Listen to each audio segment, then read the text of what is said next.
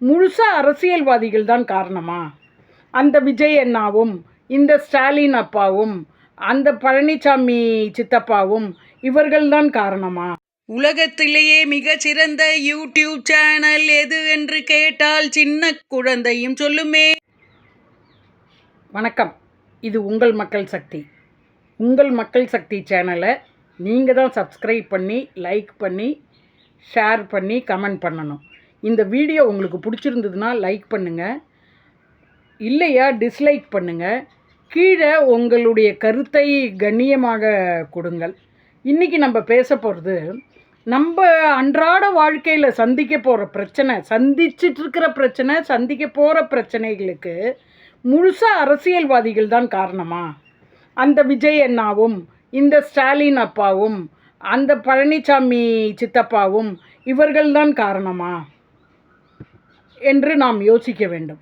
உங்கள் மனசை தொட்டு சொல்லுங்கள், இவர்கள்தான் காரணம்.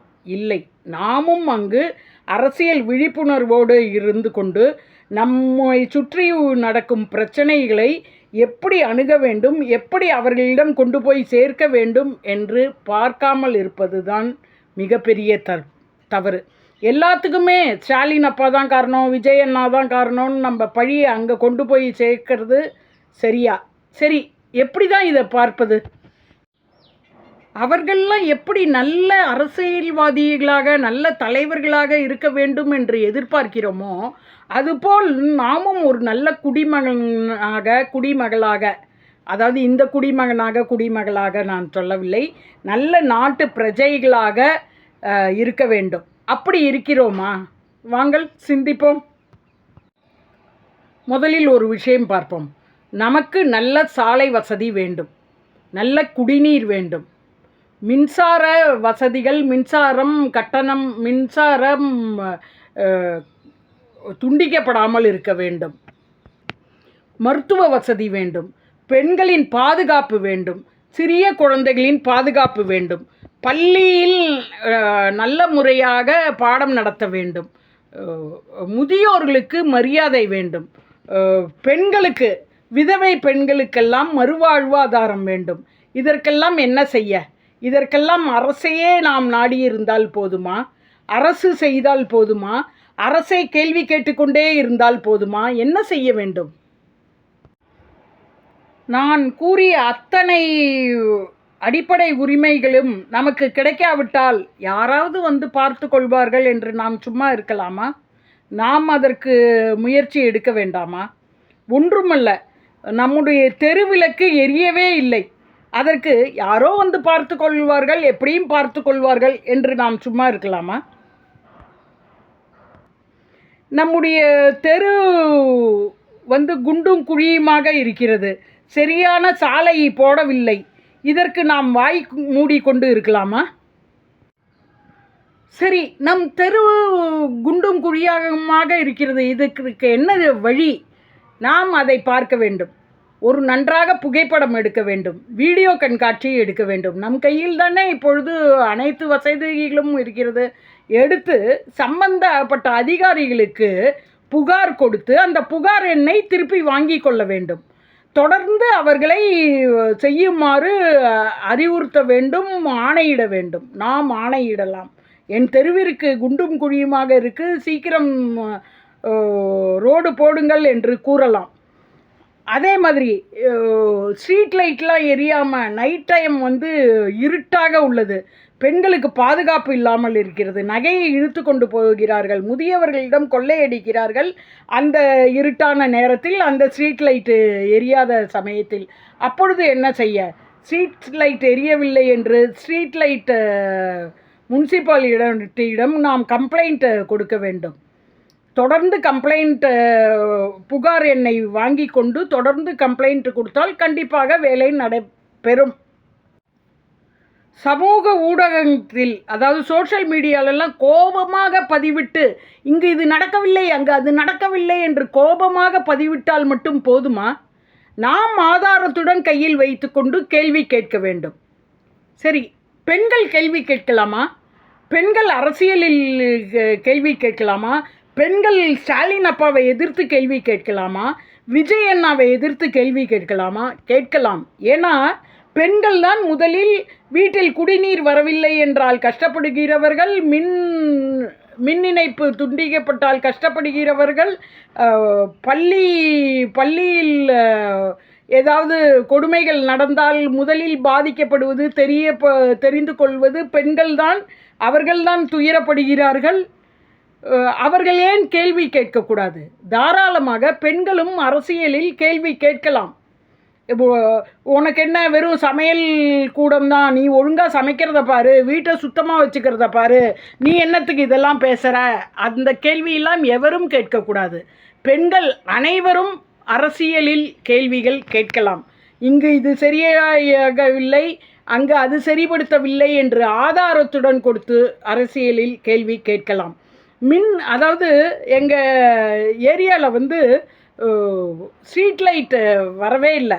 ஸ்ட்ரீட் லைட் வரலைன்னு உடனே அந்த எண்ணுக்கு புகார் கொடுத்த உடனே மறுநாள் மேடம் இனிமேல் இந்த எண்ணுக்கு புகார் கொடுங்க, அவங்களுக்கு சொல்லாதீங்க, ஸ்ட்ரீட் லைட் வரலைன்னா இதுக்கு சொல்லுங்க அப்படின்னாங்க.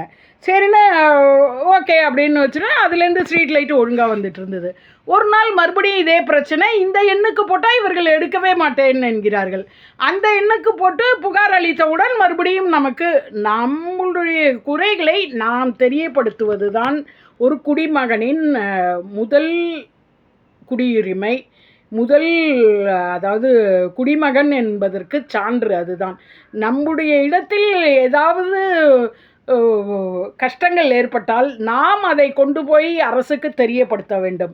அதில் ஆண் என்ன பெண் என்ன, யார் வேண்டுமானாலும் அரசை கேள்வி கேட்கலாம். கேள்வி கேட்கும் பொழுது இதெல்லாம் நாம் செய்கிறோமா என்று பார்க்க வேண்டும். அரசியலில் பெண்கள் மட்டும் பங்கேற்றால் போராது, மாணவர்களும் பங்கேற்க வேண்டும். மாணவர்கள் நேரடியாக அரசியலுக்கு வர வேண்டும் என்பதில்லை. அதாவது அவங்க சமூக விழிப்புணர்வுடன் இருக்க வேண்டும். நேரடியாக அரசியலுக்கு தன்னுடைய படிப்பை கெடுத்துக்கொள்ளக்கூடாது.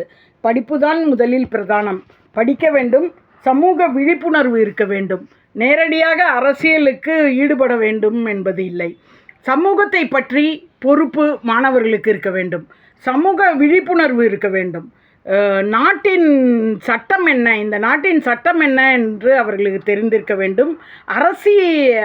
அரசாங்கத்தின் பொறுப்பு என்ன என்று மாணவர்களுக்கு தெரிந்திருக்க வேண்டும். அதுவும் மக்களின் பொறுப்பு என்ன, அரசாங்கத்தின் பொறுப்பு என்ன, இதெல்லாம் படிப்புடன் சேர்ந்து மாணவர்களுக்கு சமூகத்தில் விழிப்புணர்வு வேண்டும். இந்த அரசியல் நேரத்தில் மட்டும் அவர்கள் விழித்திருந்து அவர்களுக்கு பிடித்த நடிகர்களையோ மற்றவர்களையோ கொண்டு வரக்கூடாது.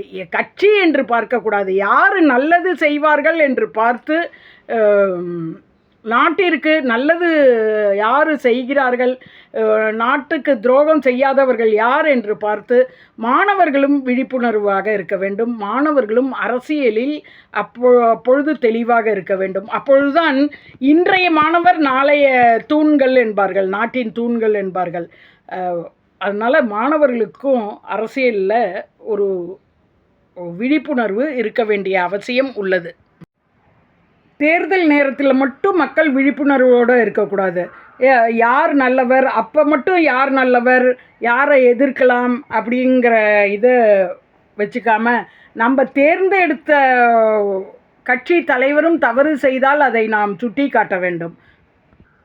ஆகையால் தேர்தல் முடிந்த பிறகும் மக்கள் விழிப்புணர்வுடன் இருக்க வேண்டும். நாம் வாக்களித்தவர் ஒழுங்காக நாட்டை முன்னேற்றி கொண்டு போகிறாரா அப்படி என்று பார்க்க வேண்டும். நமக்கு பிடித்தவராக இருக்கிறார் என்பதற்காக அவரை ஒரு தலைபட்சமாக பாராட்டக்கூடாது. முக்கியமாக மக்கள் கட்சி பார்த்து பாராட்டக்கூடாது, கட்சியை பார்த்து எதிர்க்கவும் கூடாது. நாட்டிற்கு என்ன செய்கிறார், வளமையாக செய்கிறாரா என்று நாம் ஆராய்ந்து பார்க்க வேண்டும். யார்? அனைவரும், மக்கள் அனைவரும், பெண்கள், மாணவர்கள் எல்லோரும். சமூக ஊடகத்தில் இன்னொரு பெரிய பிரச்சனை இந்த சோஷியல் மீடியாவில் என்னன்னாக்க, அத்தனை ஃபார்வர்ட் மெசேஜுங்க. ஒருத்தருக்கும் தன்னால் யோசித்து ஒன்றும் பண்ண தெரியாது. அத்தனை ஃபார்வர்ட் மெசேஜஸ். இந்த ஃபார்வர்ட் மெசேஜஸை எதிர்த்து பேசியோ எதிர்ப்பு தெரிவித்து ஆதரித்து பேசியோ பிரயோஜனமே இல்லை.